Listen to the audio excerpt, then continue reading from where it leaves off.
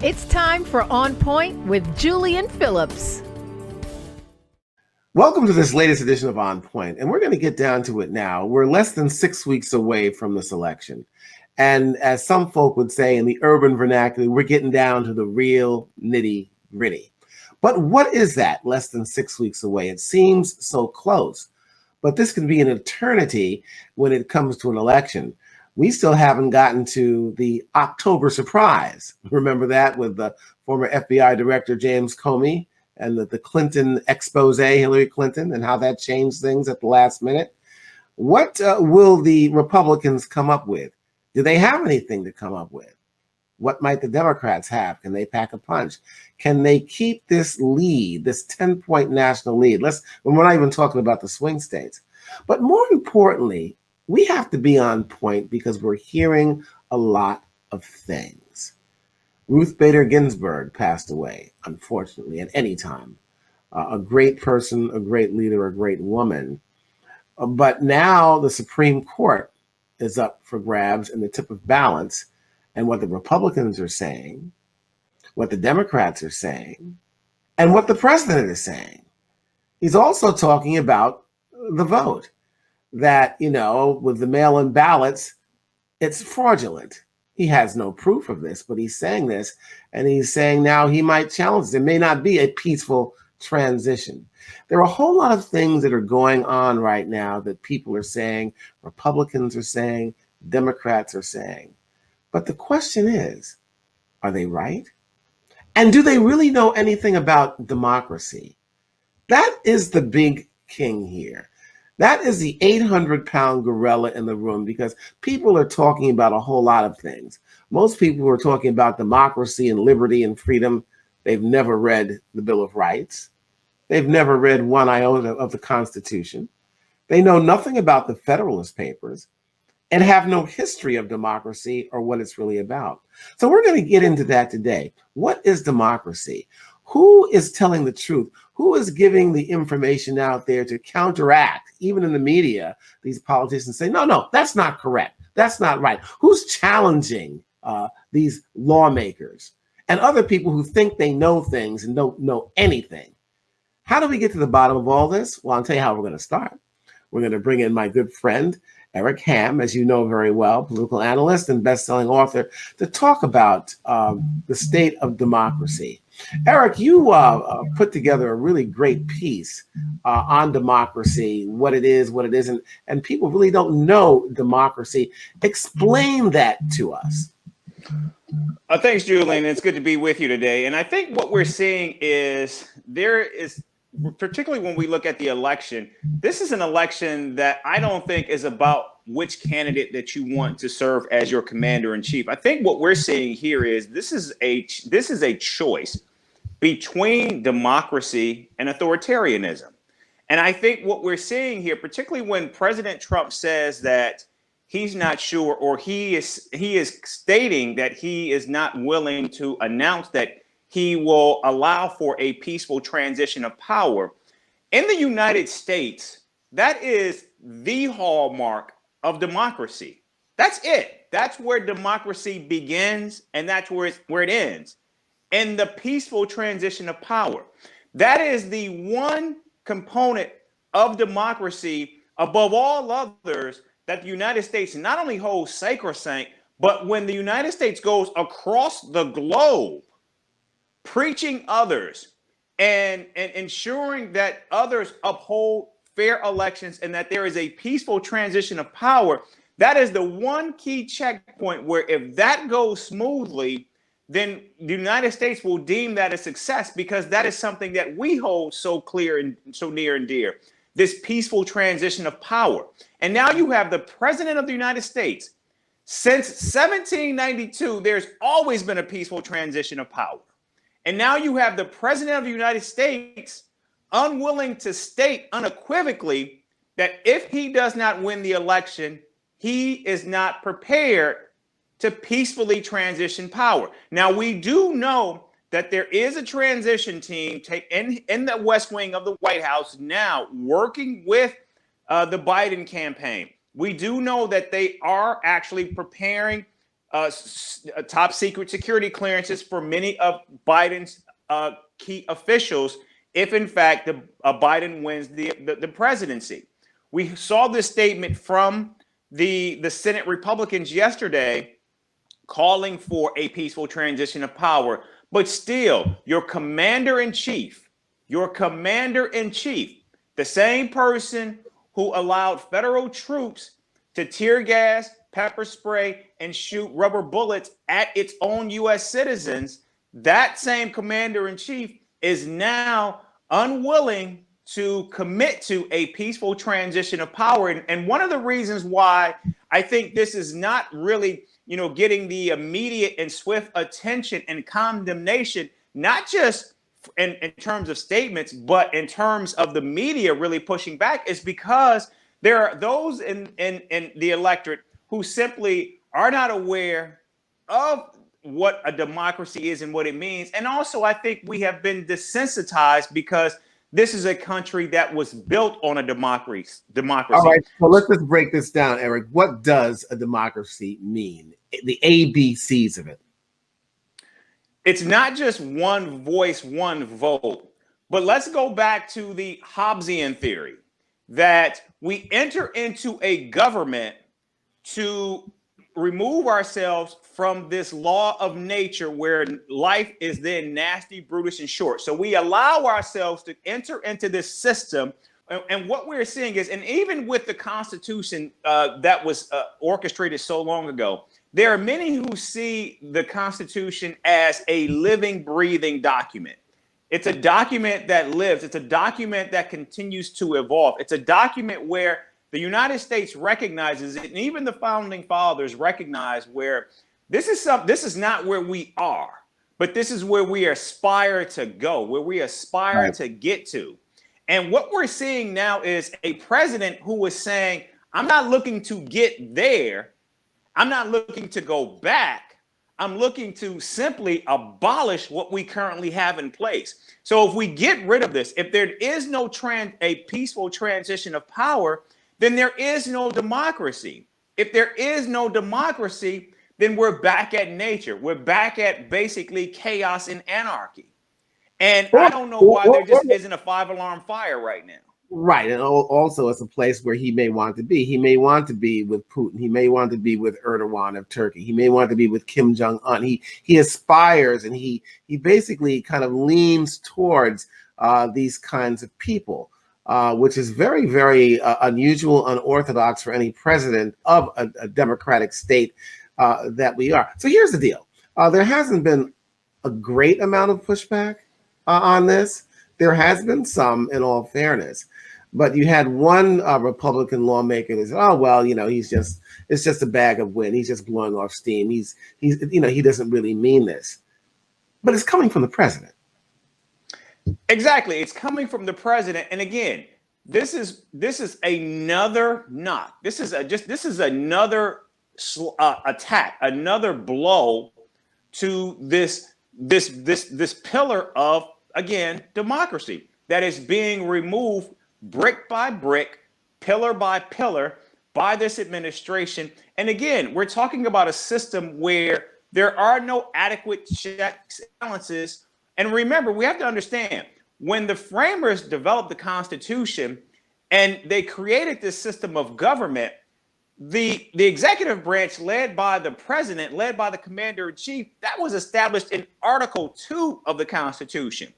Article 1 establishes the Congress.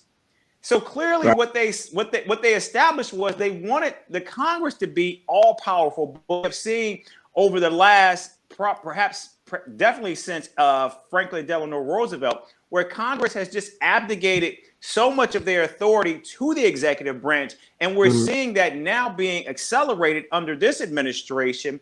And again, it's taking the Constitution, this living, breathing document, and it's turning it on its head, because this is not what the founders intended. They did not intend for the executive to have all of this power. It was meant to rest with the people, the House and the Senate. Okay, so here's the bottom line. Let's cut to the chase here. Okay, this is great. That's a great introductory and education for a lot of us. But here's the bottom line. Here's the danger of all this for me. There are a good 36 to 40% of Americans that hang on Trump's every word. If they don't know what democracy is or the true meaning of it, then they're going to go along with this hook, line, and sinker. It doesn't matter what the Constitution says, what democracy is all about. If they don't know the true meaning of democracy, guess what? They're going to believe this guy. No, you're absolutely right.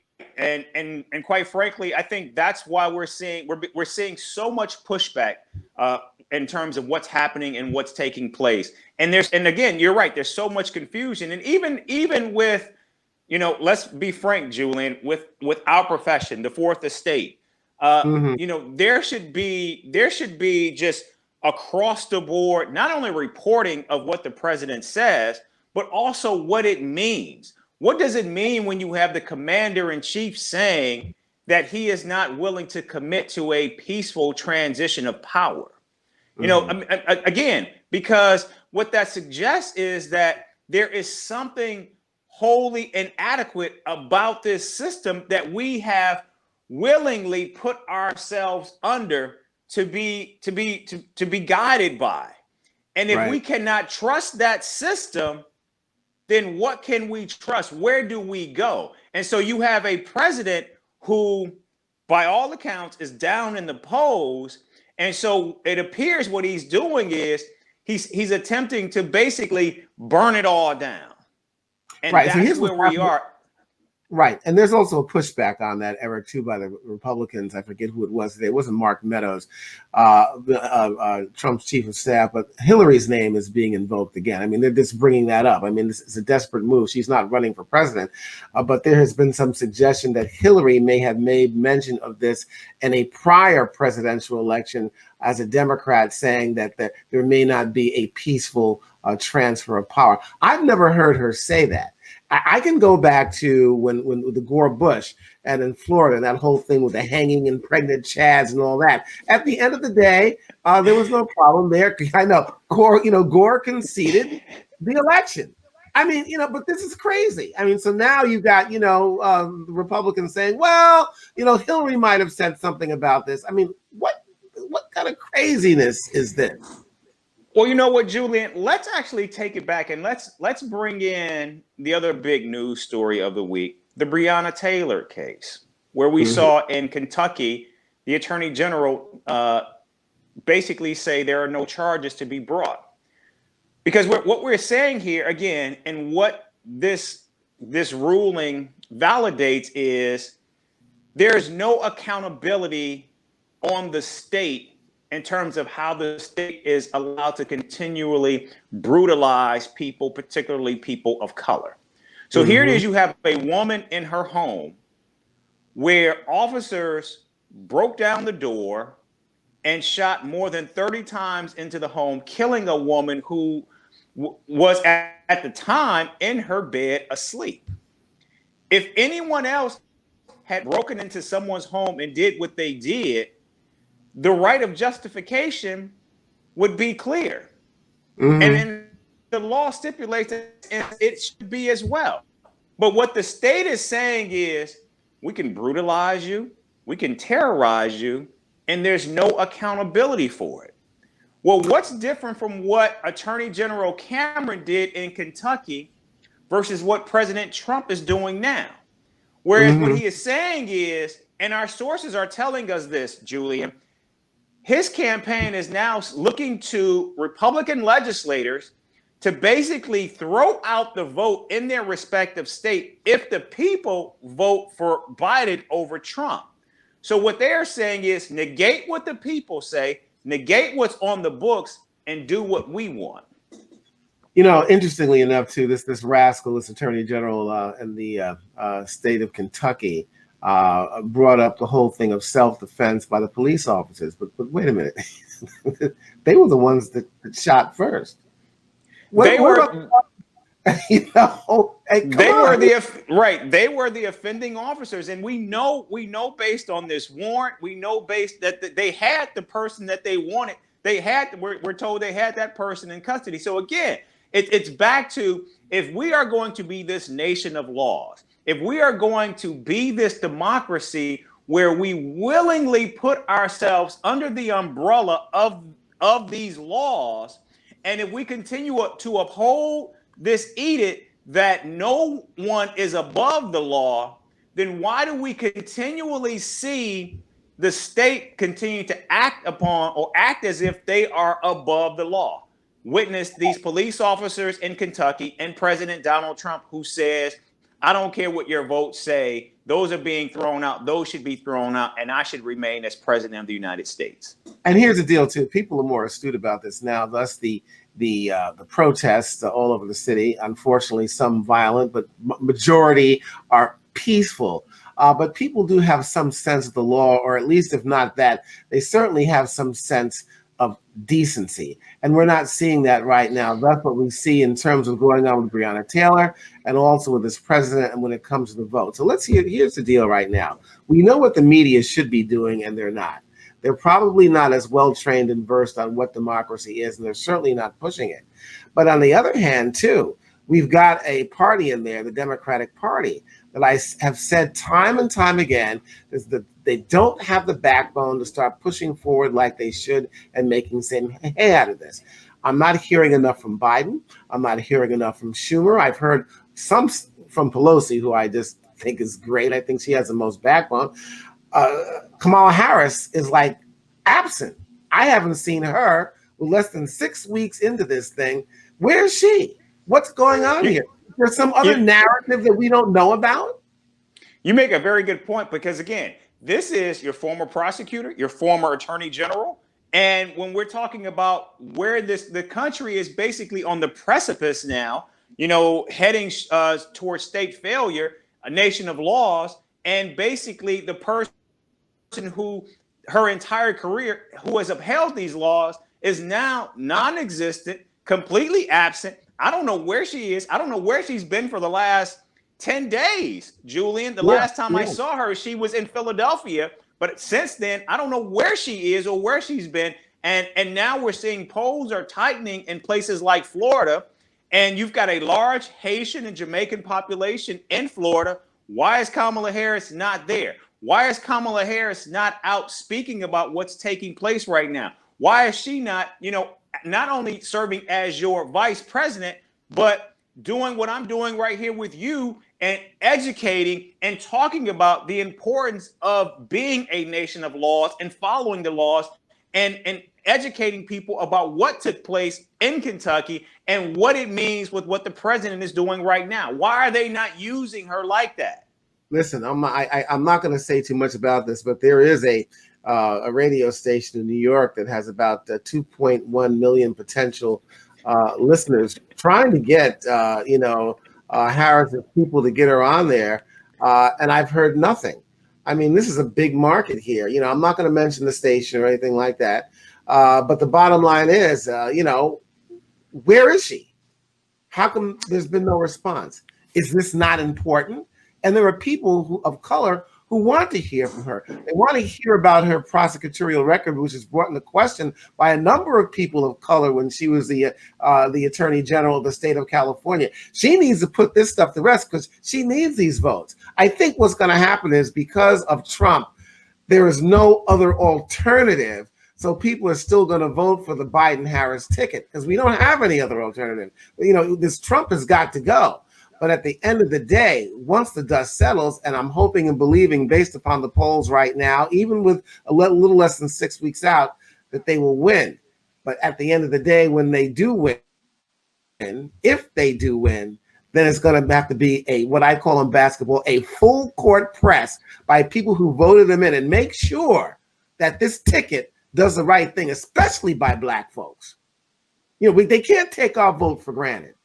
So saying all that right now, let's go into, as we close out this, we've talked about democracy, what it means, what it should mean, and how people are not educated about it, and nobody's putting anybody's foot to the fire, including our folks in the media.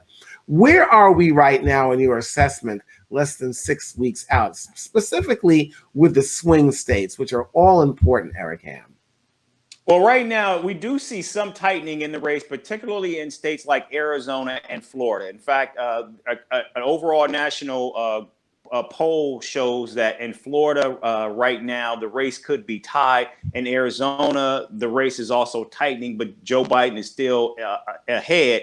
And it depends on what poll you're looking at. But we do know right now, at least in that vaunted blue wall that Joe Biden absolutely needs, Michigan, Pennsylvania, Wisconsin, he's still holding a steady lead, a lead which he's had now for months. That's continuing to hold. What's actually becoming increasingly worrying for President Donald Trump is states like North Carolina, Georgia, and possibly, quite possibly, Texas. And also Iowa. We do know that right now, essentially, the polls are tied in Iowa. Some are giving Joe Biden at least a 1-point lead. This is a state that Trump won by 8 in 2016. And also North Carolina and Georgia look like they could be toss-ups. Those will possibly be photo finishes. These are states that Trump absolutely needs to hold in order to get reelected. Right, and there's a silver lining behind that, giving us some perspective. You're talking about Texas, whereas like statistically a dead heat in the tie there. He won Texas in 2016, I think about by 9 or 10 percentage points. Iowa, the same. I mean, these states are tight, and I got to tell you, his collar's got to be tight right now because these may be keys, especially Iowa, which is still a benchmark for what goes on in this country. I still don't quite understand that, Eric, but it is to a certain extent. I know. I mean, but it is to a certain extent. So we're seeing races that are tight in states that he just kind of walked away with in 2016. Trump has got to be concerned. And I guess that's why he's coming out with this whole thing on the vote and, this fraudulent behavior, which he can't, substantiate. And of course, invoking the name of Hillary Clinton. I mean, come on. Like in golf, I play golf. That's yesterday's round, baby. That's yesterday's round. Come on. What does she got to do with any of this stuff? No, you're absolutely right. And I think that's why, and not only that, but also we have to look at the all-important money race. And I don't know if your viewers saw this clip of Lindsey Graham on Fox News, where he literally is in panic mode, scared and clamoring and calling and pleading for money right now because he's in the toughest race that he has been in. So we're not just talking about the presidency, but also a lot of these down ballot races are also moving to the Democratic side. In fact, the Cook Political Report just moved the Colorado race from toss-up to leans Democrat, which we knew since 2016 Democrats were going to win that race. But again, what you're seeing here is a race that is tightening, but it's still looking like it's the Democrats to lose, both at the top of the ticket and down ballot. Well, I'll tell you what, we still have, as I said, less than 6 weeks out. It's still an eternity in this business of politics, and we're going to keep our eyes on this week by week. Eric, thank you for your insight in this whole conversation about democracy, and I'm pretty sure we will have another conversation next week. Take care, buddy. All right, thanks, man. Well, once again, here we are, less than 6 weeks out to an election which some say is perhaps the most important of our lifetimes. I tend to believe that, because democracy is on the line here. Is President Donald Trump bluffing? Is he full of hot air? Perhaps. But these are the words that are coming out of his mouth. And they mean something, especially to folks who follow him and believe him. And that could put us in a very dangerous predicament. So the issue right now for those of us who are looking for change, who have hope in a democratic system, even though it's not perfect, especially for Black people, we've been suffering for a long, long time. And I dare say that no party has done us justice. We can talk about the black tax and other things where we have been maligned for a long time. But here's the issue. We have no choice. Donald Trump is not a choice for us. He's simply not. So we have the Democrats right now. So we have to get out and vote. We got to get everybody to get out there and vote. Whether you're going to do early balloting, if you got somebody that can't get to the polls, drive them in a car, a wheelchair, a wheelbarrow, whatever, but get them out there to vote. But when the Harris and Biden ticket win, make no mistake, they're just not going to willfully do things for Black folks because we voted for them. We have seen this in the past. We have seen Democratic leaders spew a whole lot of stuff, and then something else comes out their mouth. Look at Governor Cuomo, okay? Led us through a pandemic, talking all this stuff about Confederate leaders, says statues and symbols have to be torn down, but don't mention Christopher Columbus. A racist, pro-slavery guy, brought disease down, didn't discover America. But what does Cuomo say? Our Democratic governor of the state of New York. Well, Columbus did some bad things, but he represents the symbol of Italian-American presence in this country. Oh, really? You've got Leonardo da Vinci, you've got Galileo, you got all sorts of folks, Michelangelo, so on and so forth, and you're going to hang your hat on Christopher Columbus? And we're supposed to take this? And ain't nobody saying nothing about this? Give me a break. Black people have to hold everybody accountable and keep the pressure on until justice is served. So yes, vote. Vote Trump out of office. But when the Democrats take a hold, don't rest and don't do nothing. And then cry and scream when nothing's done and run around the streets, with the posters and placards and demonstrations. No. Put them in power, make them accountable. Keep them in power. Vote and stay on point. I'll see you next week.